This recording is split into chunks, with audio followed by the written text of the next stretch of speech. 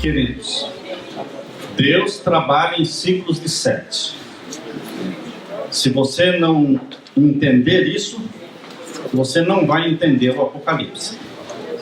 Quando você pega este gráfico aí, mostrando a sequência dos ciclos de 7, todos os ciclos de 7, eles caminham na direção da volta de Jesus. Existem 4 grandes ciclos de 7 no Apocalipse. As 7 igrejas é o primeiro ciclo de 7.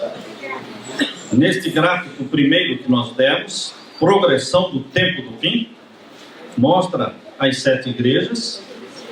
E quando chega na 7ª igreja, ali abre um novo ciclo de 7. Na 7ª igreja, abre-se um novo ciclo de 7, que são os 7 selos. O novo ciclo de 7 não inicia antes que chegue o 7º anterior. Deus é um Deus de ordem. E Deus escreveu tudo em ciclos de 7. Quando chegou a 7ª igreja, que é a igreja de Laodiceia, que começou em 1844, e iniciou também em 1844, com o início da 7ª igreja, iniciou também o ciclo dos 7 selos. E os 7 selos se desenrolam dentro do período da 7ª igreja. Quando você chega no 7º selo, abre-se um novo ciclo de 7, que é as 7 trombetas. As 7 trombetas se desenrolam dentro do ciclo do 7º selo, que por sua vez se desenrola dentro da 7ª igreja. Estão olhando aí? Todos os 7º não terminam. Os 7º não terminam. Os 7º começam, mas não terminam. A 7ª igreja começou em 1844, mas não vai terminar até que Jesus venha. Amém. O 7º selo também não vai terminar até que Jesus venha. A 7ª trombeta também não vai terminar até que Jesus venha. Todos os 7º, eles duram até a volta de Jesus.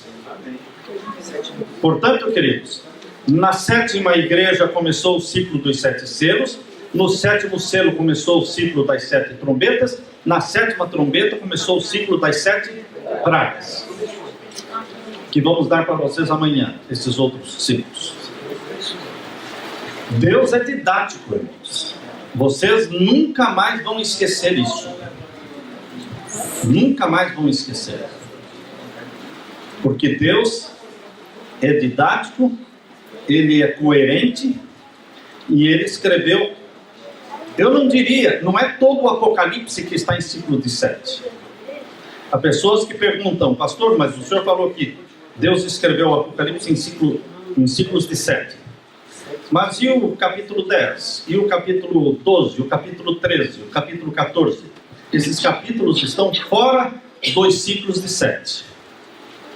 Porque o Apocalipse não é só os ciclos de 7. Tem outras coisas. O capítulo 1 não faz parte do ciclo de 7, certo?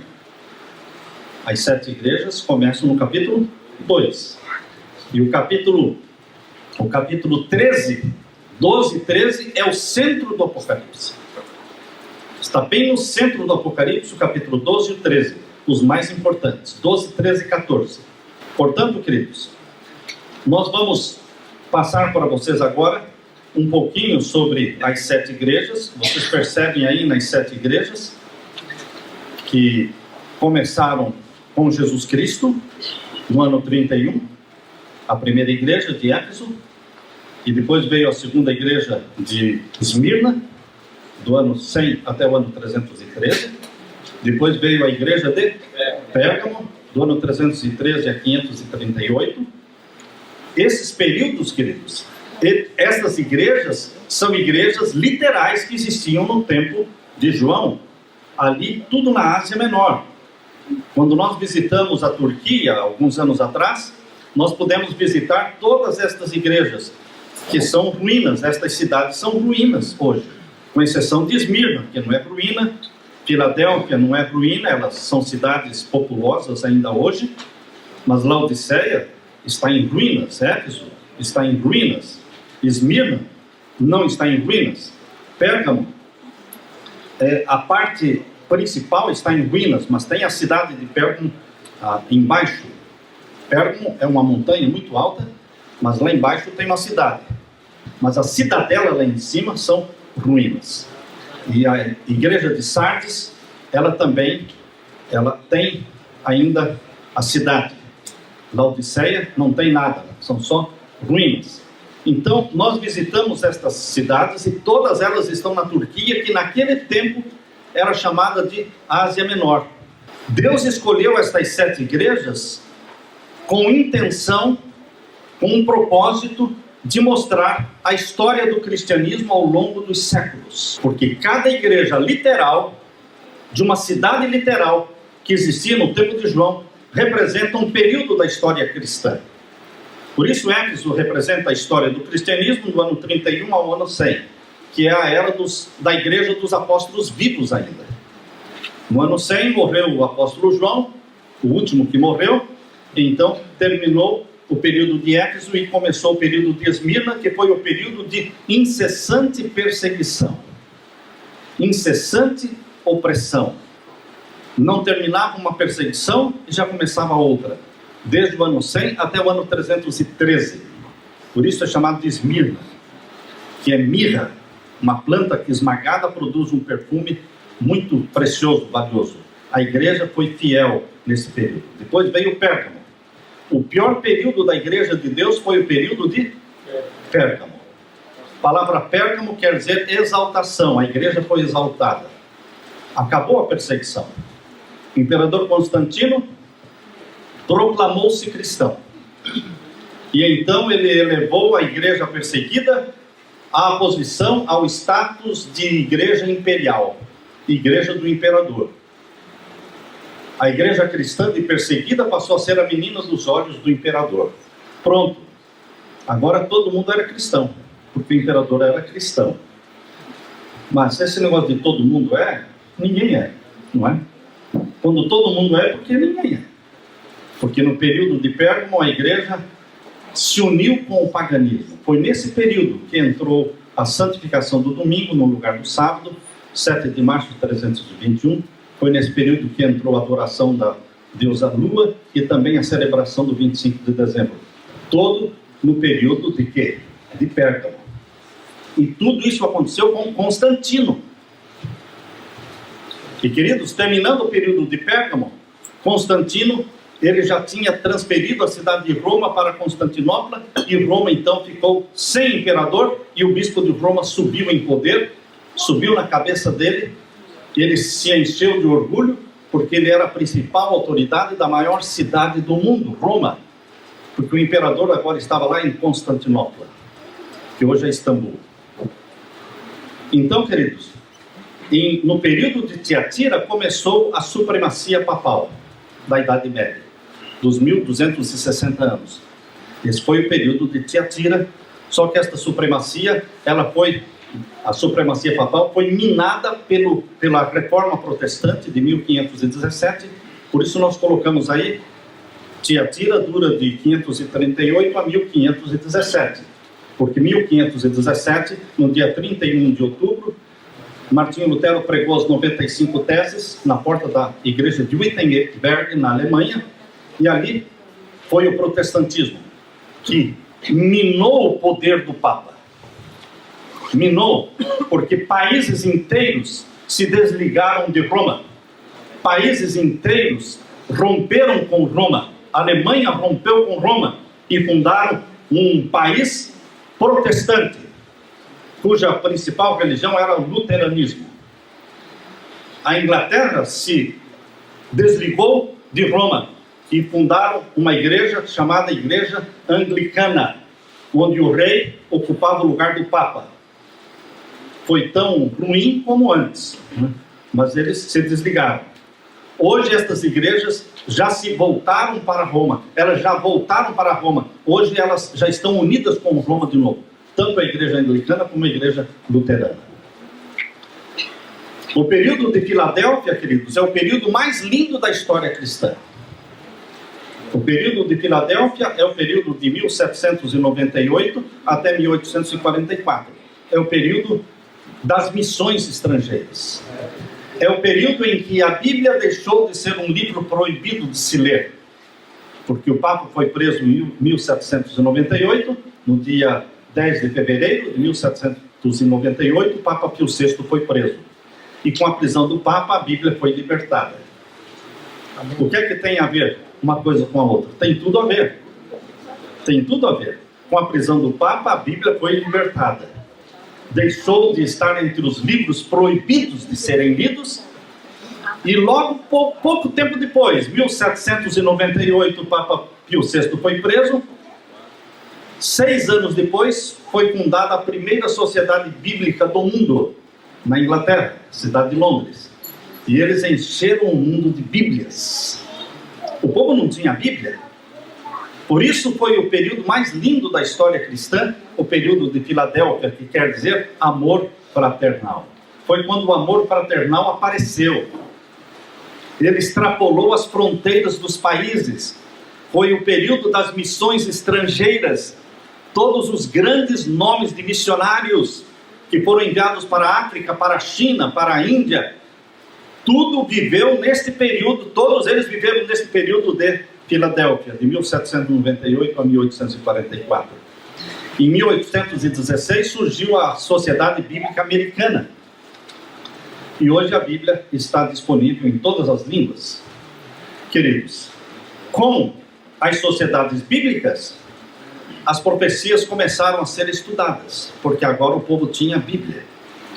E veio o grande reavivamento evangelístico de Guilherme Miller, nos Estados Unidos, de Edward Irving, na Inglaterra, de Manuel Lacunza, na América do Sul. Este grande reavivamento abalou o mundo neste período de 1830 para frente, culminando então com 1844. 1844 termina nesse ano a profecia dos 2.300 anos. Uma profecia que começou lá em 457 a.C.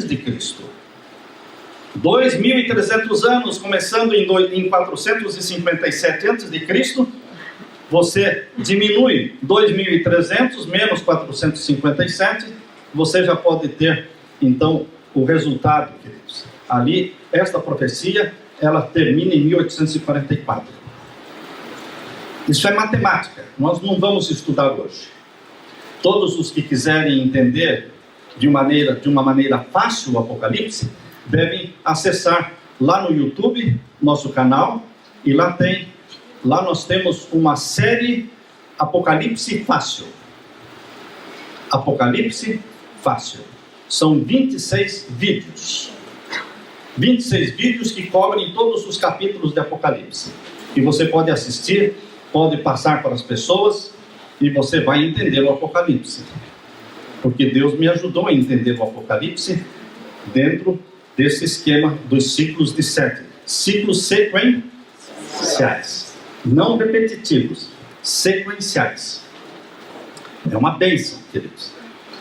Então agora vocês pegam outro gráfico que fala sobre as 7 igrejas e vejam aí que na 7ª igreja, que começou em 1844, o que é que vem na sequência? O que é que vem na sequência de 1844? A sala do juízo. Como? A sala do juízo. A sala do juízo. Capítulo 4 de Apocalipse. Abra sua Bíblia em Apocalipse capítulo 4. Lembrem-se, queridos, que Laodiceia quer dizer povo do juízo. Depois de Deus mostrar a história da igreja cristã, Deus agora coloca o foco na última igreja cristã, Laodiceia, que é a era do juízo, o povo do juízo, como o próprio nome está falando. E então Deus vai explicar o que é o povo do juízo, o que vai acontecer na era do juízo. Deus é didático. Depois que Deus mostra a igreja de Laodiceia, que é o capítulo 3, não é? Capítulo 3, verso 14 até o verso 22. Aí Deus mostra a sala do juízo. Às vezes as pessoas se confundem com os capítulos da Bíblia, porque os capítulos foram colocados não por Deus. Deus não colocou os capítulos na Bíblia, nem os versículos. Os versos e os capítulos foram colocados para facilitar a compreensão, mas às vezes atrapalham, porque a pessoa, quando começa a ler o capítulo 4, pensa que é outra coisa. Pensa que a carta à igreja de Laodiceia acabou, e agora Deus vai falar de outro assunto. Não, irmãos. O capítulo 4 é continuação da igreja de Laodiceia. Então aqui no capítulo 4, verso 1, Deus diz assim: depois destas coisas, olhei, e eis que estava uma porta aberta no céu. E a primeira voz, que como de trombeta ouvira falar comigo, disse: sobe aqui e mostrar-te-ei as coisas que depois destas devem acontecer. Deus tinha acabado, Jesus tinha acabado de mostrar para João a história da igreja cristã, e começou revelando para João Laodiceia, o povo do juízo. E agora Deus disse: sobe aqui. E ele subiu e viu uma porta aberta no céu. E através desta porta aberta no céu, ele enxerga o trono de Deus. Eu pergunto para você: em que lugar do santuário celestial está o trono de Deus? No Santíssimo. No Santíssimo. O santuário celestial tem lugar santo, onde tem a mesa com 12 pães, onde tem o candeeiro com 7 lâmpadas, e no capítulo 1 mostra o candeeiro com 7 lâmpadas, e tem o altar de incenso, onde Jesus intercede pelos seus irmãos, por todos nós pecadores, e no lugar santíssimo está o trono de Deus, e a arca do concerto. Queridos, quando João viu a porta aberta, não era a porta do pátio, mas era a porta que dá acesso ao Santíssimo, porque lá ele viu o trono de Deus. E aqui diz o verso 2: logo fui arrebatado em espírito, e eis que um trono estava posto no céu, e um assentado sobre o trono. Era o Deus Pai assentado sobre este trono. E o verso 4: e ao redor do trono havia 24 tronos. Quem se assenta nos 24 tronos? E vi assentados sobre os tronos 24 anciãos, vestidos de branco. Vestidos de branco, e tinham sobre as suas cabeças coroas de ouro. 24 anciãos, que vão auxiliar Jesus nos trabalhos do santuário. Jesus Cristo não trabalha sozinho. Os sacerdotes no santuário da terra não trabalhavam sozinhos. Eles tinham 24 turnos. Eles tinham 24 turnos de levitas que os auxiliavam nos trabalhos do santuário terrestre. Lá no santuário do céu, Jesus também não trabalha sozinho. Daquela multidão que subiu com Jesus Cristo quando ele ressuscitou, Mateus capítulo 27, versos 51 a 53, diz que Jesus Cristo, ao morrer na cruz, houve um grande terremoto. E as rochas se fenderam, e os sepulcros se abriram. E isso diz lá no verso 53. E depois, ressuscitando, vamos ler Mateus 27, verso 53. Abra sua Bíblia. Veja como está aqui. Capítulo 27 de Mateus, verso 53. Todos acharam aí? Mateus 27, verso 53. E saindo dos sepulcros, depois da ressurreição dele. Quando é que as pessoas, esta multidão de santos, porque o verso 52 diz que eram muitos corpos de santos. E é importante saber que quando a Bíblia diz muitos, são muitos.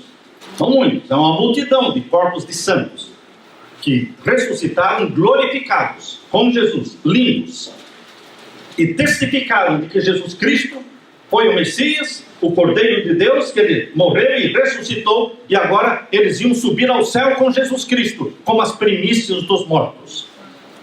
Jesus Cristo como primícias dos mortos, acompanhado por os molhos das primícias, molhos formados por pessoas resgatadas pelo sangue de Jesus. Amém. Estavam subindo com ele no dia das primícias. Foi exatamente no dia das primícias que eles ressuscitaram. Deus não erra na data, não erra no dia, irmãos. Aquela festa realizada por mais de 1000 anos, desde que saíram do Egito, todos os anos realizavam a Páscoa, pães asmos e primícias. Estas festas se cumpriram no ministério de Jesus. Jesus morreu no dia da Páscoa. Jesus comeu a Páscoa, que é a festa dos pães asmos, na quinta noite. Ele não podia... Morto não come, não é, irmãos? Morto não come, morto não louva a Deus. Então Jesus Cristo, para comer a Páscoa, com os discípulos, teve que comer a Páscoa na quinta à noite. E ele morreu, quinta à noite já era que dia? 14. Já era o dia da Páscoa. Mas ele morreu, foi pregado às 9 da manhã do dia 14, embora tenha comido a Páscoa na quinta noite, que já pertencia à sexta do dia 14. Biblicamente é assim, do pôr do sol em diante, já era sexta-feira, tá certo? O dia 14. E ele morreu às 3 da tarde. Portanto, os pães asmos era quando eles comiam a carne do cordeiro com pães sem fermento e com ervas amargas. Esta cerimônia foi realizada na quinta-feira. E naquela quinta-feira à noite, Jesus transformou a festa da Páscoa na ceia do Senhor. Foi ali que houve a transição, que Deus introduziu a Santa Ceia, como lava-pés, como nós fazemos hoje, o lava-pés e depois a ceia do Senhor. Ele ressuscitou no dia 16, dia das primícias, subiu ao céu com aquela multidão de santos. Leia agora o verso 53. E saindo dos sepulcros, depois da ressurreição dele, entraram na cidade santa e apareceram a muitos. Vocês estão entendendo o verso 53? Porque muitos não entendem. Muitos afirmam, e esta parte aqui foi uma das acusações contra o que nós escrevemos no Apocalipse. Os acusadores disseram: Pastor Samuel torce a Bíblia. E ele diz assim, não estou citando nomes porque não convém citar nomes, mas o acusador disse: Pastor Samuel torce a Bíblia. E a prova de que ele torce a Bíblia, eu vou citar o texto. Eu poderia citar muitos textos, ele disse, mas eu vou citar só um texto. Vejam como ele torce a Bíblia. Ele diz que aquela multidão de santos que ressuscitou com Jesus Cristo, ele diz que eles ressuscitaram no domingo, no primeiro dia da semana, quando a Bíblia está dizendo que eles ressuscitaram na sexta-feira. Verdade? É verdade? É verdade? Queridos, em todos os lugares por onde eu vou, eu pergunto para os membros da igreja, que não são teólogos: Jesus ressuscitou que dia? Sexta. O que aconteceu na sexta? Os sepulcros se abriram. E quando é que os santos glorificados ressuscitaram?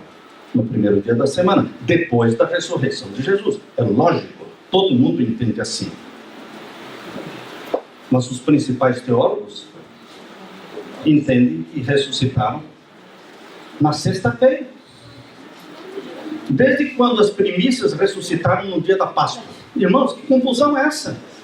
Dia 14 é o dia da Páscoa, não é dia das primícias? Dia das primícias é dia 16. Então Jesus, os santos que ressuscitaram no dia errado? Não, irmãos. Jesus morreu no dia certo, dia 14, e ressuscitou no dia certo, que é o dia das primícias, com aquela multidão que ressuscitou com ele. E no mesmo dia das primícias subiu ao céu e apresentou diante do Pai o molho das primícias, mostrando para o Pai: eis aqui o troféu da minha vitória sobre a morte. E o Pai aceitou o sacrifício do Filho. Jesus Cristo ressuscitou no primeiro dia da semana, e aqui diz: ressuscitaram depois da ressurreição dele. Tem dúvidas quanto a isso? Não, queridos. As pessoas querem confundir a mente dos outros. Vocês têm que crer no que a Bíblia diz, não no que os homens dizem. Queridos, quando Jesus Cristo subiu ao céu, ele começou o trabalho no lugar santo do santuário celestial. Porque a primeira parte do trabalho de Jesus Cristo era no lugar santo, como nosso intercessor.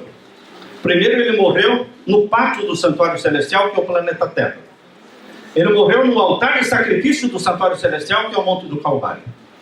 Depois ele entrou no lugar santo e começou a trabalhar como nosso mediador. E ele trabalhou como nosso mediador desde o ano 31 até o ano 1844. Nada de juízo. Mas quando chegou o dia do juízo, marcado no calendário de Deus pela profecia dos 2.300 anos, porque até 2.300 tardes e manhãs o santuário será purificado. E os 2.300 anos marcaram o início da purificação do santuário celestial, que é o juízo celestial. É o dia do juízo, o dia da purificação é o dia do juízo. Portanto, queridos, em 1844, Jesus Cristo passa do lugar santo para o Santíssimo. Lembrem-se, não foi a primeira vez que Jesus entrou no Santíssimo. Não foi a primeira vez que Jesus entrou no Santíssimo. Às vezes as pessoas dizem, pela primeira vez Jesus entra no Santíssimo em 1844. Não, irmãos. Ele entrou no Santíssimo já quando subiu ao céu. Amém. Glória a Deus por isso. O trono do Pai está no Santíssimo. Ele foi até o Pai. Ele foi até o Pai. Foi Jesus quem consagrou o santuário do céu antes de começar a usar o santuário celestial. O santuário tem que ser consagrado para depois ser usado. Foi assim que está lá na palavra de Deus. Moisés, depois de ter construído o santuário terrestre, consagrou, ungiu o santuário, ungiu o pátio, ungiu o lugar santo e ungiu o lugar santíssimo. E então começou a funcionar o santuário terrestre. Assim foi também quando Jesus subiu ao céu. Ele ungiu o santuário do céu, lugar santo e santíssimo, e inaugurou o santuário do céu. Foi entronizado como sacerdote nosso no santuário do céu. Amém. Isto foi no ano 31, no dia do Pentecostes. E depois de entronizado, ele manda o Espírito Santo. E o Espírito Santo é derramado sobre a igreja em Atos capítulo 2. O derramamento do Espírito Santo em Atos capítulo 2 é a comprovação de que o santuário foi inaugurado, Jesus foi entronizado, e agora começa a era do Espírito Santo, do Consolador, vivendo em nós, habitando em nós, possuindo a nossa mente, transformando a nossa mente, fazendo a nossa cabeça, para que sejamos Cristo na terra, para que sejamos como Jesus, amando como Jesus, andando como Jesus, tratando as pessoas como Jesus. O Espírito Santo, ele faz em você, sim, uma lavagem cerebral. É isso que o Espírito Santo faz. A matéria que o Espírito Santo trabalha chama-se caráter de Jesus, mente de Jesus. Ele implanta em você a mente de Jesus. E você começa a se parecer com Jesus. Você começa a falar como Jesus. Você começa a reagir diante das acusações, diante das provocações. Você começa a reagir como Jesus. E queridos, o Espírito Santo faz esse trabalho. Agora, em 1844, Jesus entrou no lugar santíssimo para iniciar o juízo. Para iniciar o juízo. Não que fosse a primeira vez que ele estivesse entrando no Santíssimo, mas para iniciar o juízo, ele entrou sim, pela primeira vez em 1844. Antes, não era para iniciar o juízo. Aqui diz, queridos, na carta de Laodiceia, que o juízo começou no período de Laodiceia, povo do juízo. Por isso Deus mostrou para João o trono, a sala do juízo, que com o trono no meio e mais os 24 tronos ao redor. Esses 24 tronos são ocupados por anciãos escolhidos daquela multidão que ressuscitou e subiu ao céu com Jesus. São seres humanos. São seres humanos que entendem a agonia de João. Por isso que quando João no capítulo 5 começa a chorar, quando João no capítulo 5 vê o pai segurando o livro selado com 7 selos, aqui diz no capítulo 5, veja aí, capítulo 5, verso 1, e vi na destra do que estava sentado no trono um livro escrito por dentro e por fora, selado com 7 selos, e vi um anjo forte, bradando com grande voz: quem é digno de abrir o livro e de desatar os seus selos? João estava assistindo a esta visão. E quando João ouviu esta pergunta, quem é digno? João começou a olhar, olha para cá, olha para lá, e ninguém se movimentava, ninguém se mexia. E João começou a se desesperar. Ninguém vai abrir o livro? Ninguém vai pegar o livro? O pai não pode abrir? Não, o pai não pode abrir. Um anjo, por favor, pode abrir? Não, um anjo não pode abrir. E aqui diz, olha, verso 3. Leia comigo o verso 3. E ninguém no céu, nem na terra, nem debaixo da terra, podia abrir o livro, nem olhar para ele. Você sabe o que é isso? Os anjos não podiam nem olhar para o livro, e o livro selado na mão do Pai, assentado no trono, e o Pai não podia abrir, porque quando fala ninguém no céu nem na terra, incluía quem? Incluía aquele que estava segurando o livro na mão. Ele também não podia abrir, porque aquele livro, ao ser aberto, reivindicaria o caráter do Pai, do nosso Pai Celestial. O juízo celestial, queridos, o tribunal celestial foi montado para reivindicar e justificar o caráter do Pai diante das acusações feitas por Satanás diante do universo. As acusações de Satanás precisam ser respondidas em corte.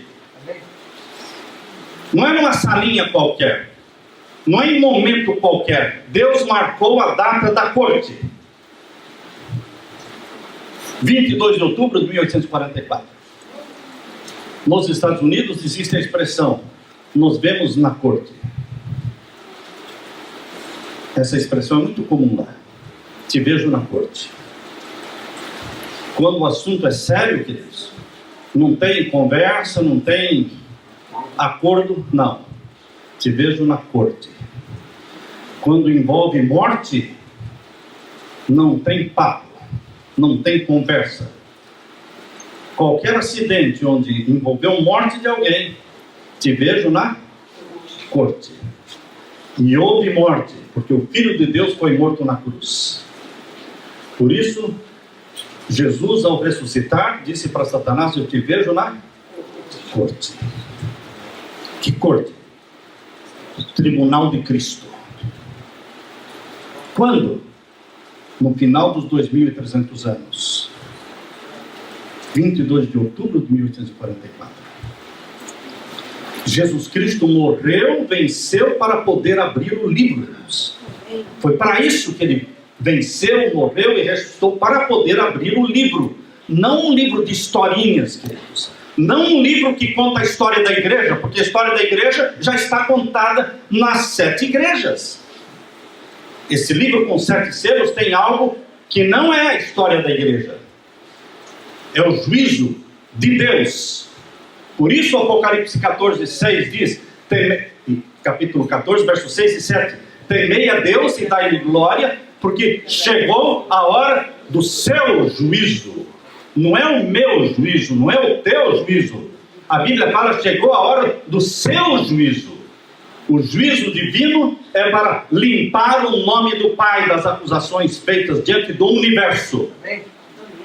O Pai não pode se defender, mas o Filho, ele se tornou o defensor do Pai. Por isso, João capítulo 5, verso 22, irmãos. João capítulo 5, verso 22 diz o quê? Porque o Pai a ninguém julga, mas deu ao Filho o poder de julgar. Porque o Pai é sentado sobre o trono. Quem está sentado no trono é o juiz. Ele deveria julgar. Sim, deveria. Mas ele é o acusado. Então ele deu ao Filho o poder de julgar. Capítulo 5 de João, capítulo 5, verso 27 diz: e deu ao Filho o poder de julgar, porque ele é o Filho do homem. Queridos, Jesus Cristo no juízo celestial usa a vida dele em primeiro lugar para defender o Pai, para defender a lei do Pai. Satanás sempre disse que a lei de Deus é impossível de se guardar, e Jesus mostrou através de Jó, através de Daniel, através de João Batista, através dele próprio, Jesus mostrou que é possível sim guardar a lei de Deus. Amém. Porque Paulo diz em Romanos capítulo 7, verso 12, porque a lei de Deus é santa, justa e boa. Tem nada de errado com a lei de Deus, ela é santa, justa e boa. Existe um povo na terra que mostra para o mundo e cala a boca de Satanás, mostrando que é possível sim amar a lei de Deus. Amém. Porque a lei de Deus reflete o caráter de Deus, a santidade de Deus. É o que o diabo mais odeia na Bíblia, é a lei de Deus. Por isso ele vai abolir a lei de Deus na face da terra, usando o seu agente anticristo. Mas queridos, o povo de Deus, o remanescente, mostra que a lei de Deus é santa, justa e boa. E é um privilégio, é um prazer, é uma alegria, é uma honra ter uma lei do nosso Pai. A lei de Deus é só para os filhos e filhas, não é para os ímpios. O Pai não fez uma lei para os ímpios.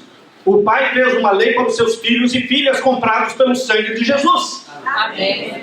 Você, pai, não tem lei para a casa do vizinho. Você só pode ter lei para os seus filhos. Deus, o Pai, só tem uma lei para os seus filhos. E você só é filho de Deus se for gerado pelo Espírito Santo. Amém. E nascer da água e do Espírito. E então você se torna filho de Deus. E então você tem prazer na lei do Senhor. Por isso Jesus, o Filho de Deus, nasceu da Virgem Maria, gerado pelo Espírito Santo. E ele tinha prazer na lei do Senhor. Queridos, aqui menciona, capítulo 5, verso 3 em diante. E ninguém no céu, nem na terra, nem debaixo da terra, podia abrir o livro, nem olhar para ele. E eu chorava muito, porque ninguém for achado digno de abrir o livro, nem de olhar, nem de olhar para ele. Você pode imaginar o drama de João? Porque ele não estava chorando, ele estava chorando muito. É diferente chorar e chorar muito. Às vezes você chora, eu choro, mas às vezes nós choramos muito. E quando chorar muito, é um choro que não para. E João estava chorando muito, porque ele sabia que o livro tinha que ser aberto para justificar o caráter do Pai. Mas ninguém podia abrir o livro, até que um irmão de João. Por isso nós sabemos que os 24 anciãos são irmãos nossos que já estão no céu. Porque foi um deles, não foi um anjo. Anjo não sabe consolar, irmãos. Anjo não tem sentimentos humanos. O anjo vê você chorando, ele pensa: o que é choro? Lágrimas dos olhos? Porque não existem lágrimas dos olhos dos anjos. Anjo não tem sentimentos humanos. Por isso Jesus pode entender suas lágrimas, porque Jesus é homem. Ele chorou, ele passou fome, passou angústia. Ele nos entende. E por isso quem veio consolar João não foi um anjo, veio um dos anciãos. Um dos anciãos. Veja aí, o verso 5. Capítulo 5, verso 5. E disse-me um dos anciãos. Imagine um dos anciãos chegando perto de João, colocando a mão no ombro e dizendo: João, não chore.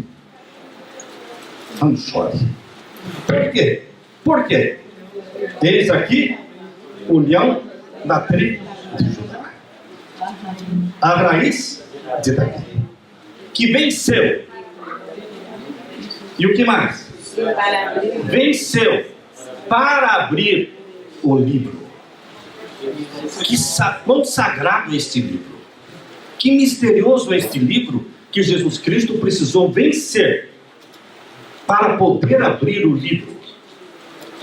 Isso não é falado das 7 igrejas. Jesus contou a história das 7 igrejas para João e não houve choro, e não foi dito que ele teve que vencer para contar a história da igreja para João. Mas para abrir esse livro, houve muito choro.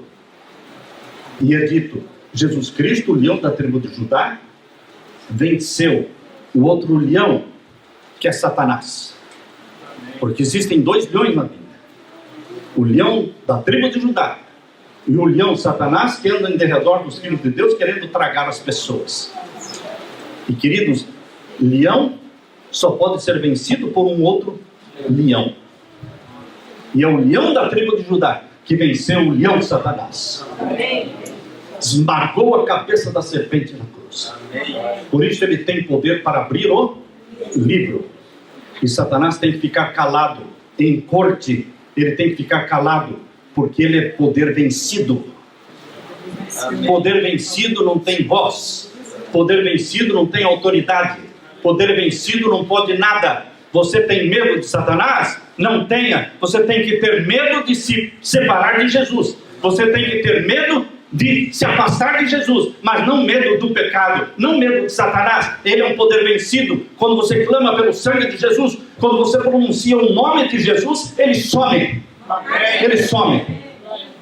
Satanás ameaça, Satanás acusa, Satanás amedronta, mas você tem que se lembrar que ele é um poder derrotado. Quando você diz, eu não posso vencer este pecado, eu não consigo vencer este vício, você está dizendo, Jesus Cristo é fracassado e Satanás é poderoso. É isso que você está falando. Que vergonha para Jesus. Que bom se você pudesse falar, e se você tiver a ousadia de falar, eu tudo posso em Cristo que me fortalece. Posso todas as coisas em Cristo que me fortalece. Não há pecado que não possa ser vencido.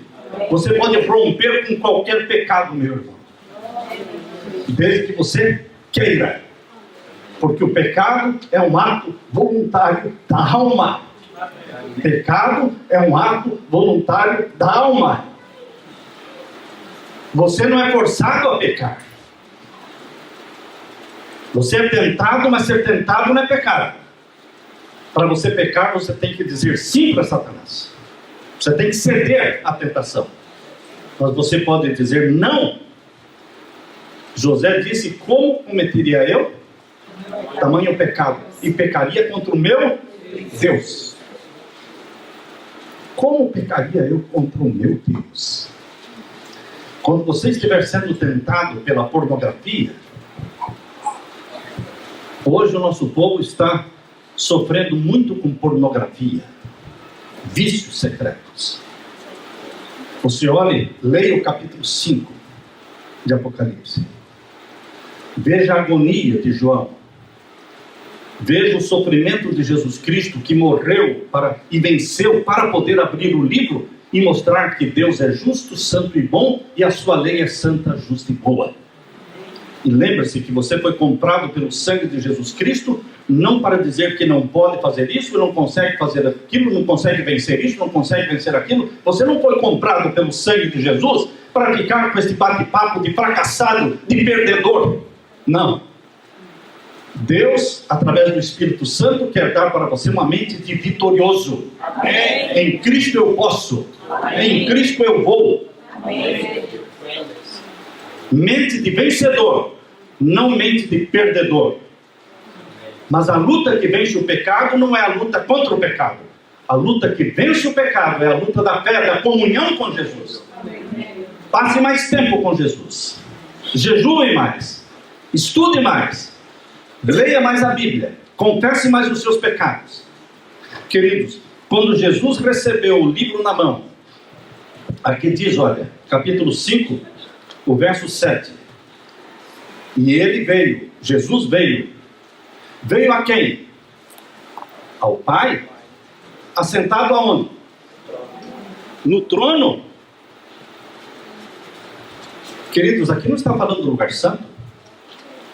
Aqui está falando do lugar santíssimo. Você não vai ver trono no lugar santo. O Pai está sentado no trono, no lugar santíssimo. E o Filho veio ao Pai. Verso 7. E veio e tomou o livro da destra do que estava sentado no trono. E quando ele tomou este livro, houve uma explosão de alegria. Por que explosão de alegria? E havendo tomado o livro, os 4 seres viventes, que são querubins, e os 24 anciãos, prostraram-se diante do Cordeiro, tendo todos eles harpas, louvores.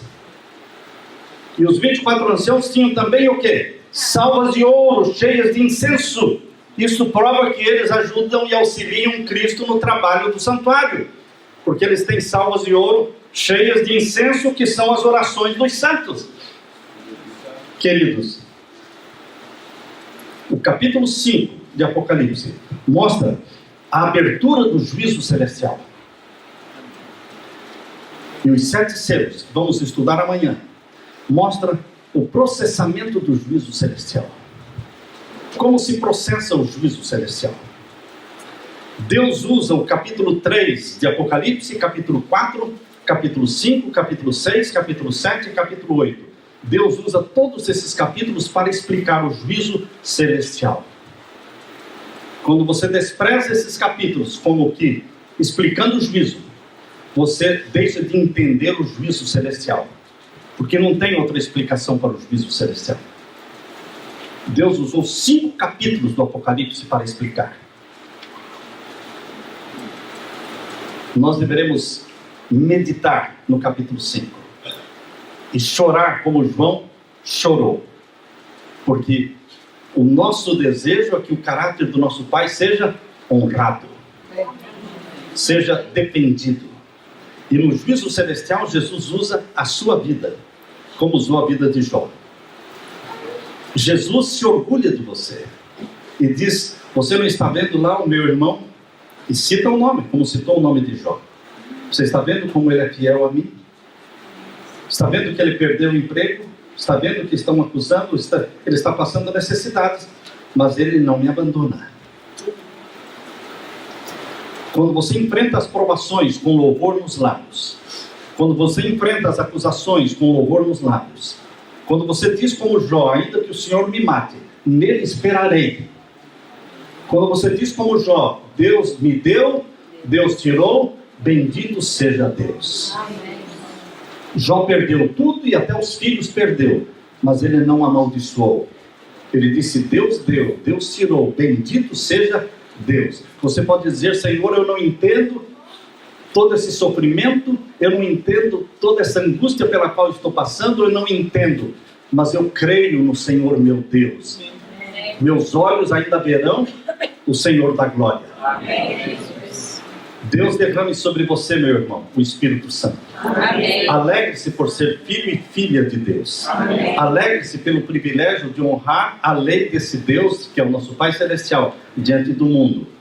E cada vez que você é obediente aos mandamentos de Deus, você cala a boca de Satanás, que diz que a lei de Deus é impossível de se guardar. Como é impossível de se guardar? A lei do meu Pai. Ele me deu a lei. Primeiro ele me deu a salvação em Jesus. Depois ele escreveu a lei, os 10 mandamentos na minha mente. E aí me batizou com o Espírito Santo para que eu tenha poder para obedecer. Ele fez tudo. Ele fez tudo. Nós somos vencedores. Amém. Em Cristo Jesus. Amém. Aleluia. Aleluia. Deus te abençoe. Amém. Oremos ao Senhor. Pai Santo, obrigado, Pai querido, mais uma vez, por esta bendita mensagem da Tua Palavra. Amém. Porque Jesus Cristo, nosso mediador e também nosso juiz, é aquele que deu a vida por nós e é aquele que nos defende também. Amém. É aquele que registra os nossos nomes no livro da vida do Cordeiro e é aquele que vai conservar os nossos nomes no livro da vida do Cordeiro. Amém. Querido Jesus, volte logo. Volte logo, porque estamos cansados deste mundo e queremos o novo céu e a nova terra. É em nome de Jesus que clamamos. Amém. Amém. Amém.